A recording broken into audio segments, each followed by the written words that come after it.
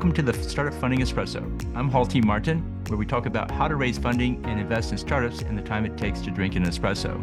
If you have a question about startup funding or investing, please go to the website, startupfundingespresso.com, and type in your question into the chat bot in the lower right corner to receive an answer.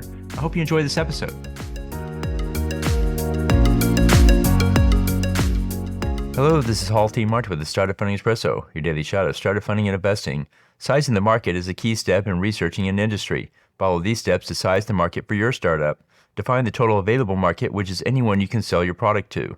Next, define the total serviceable market, which is the segment of the market you can reach. Then define the total serviceable obtainable market, which is the portion of that market you can win. With this information, you can calculate your market volume, which is the number of transactions you can generate. First, calculate the penetration rate, which is the number of customers divided by the market size times 100.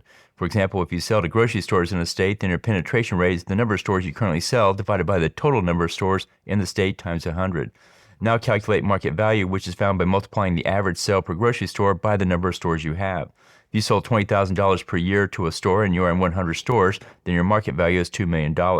Finally, segment your market into logical groupings. In our example, we could divide the stores by geography and treat the stores in each direction, such as north, south, east, and west, as a separate segment. Use these steps to calculate your market size, volume, and value. Thank you for joining us for the Startup Funding Espresso, where we help startups and investors connect for funding. Let's go start listening to today.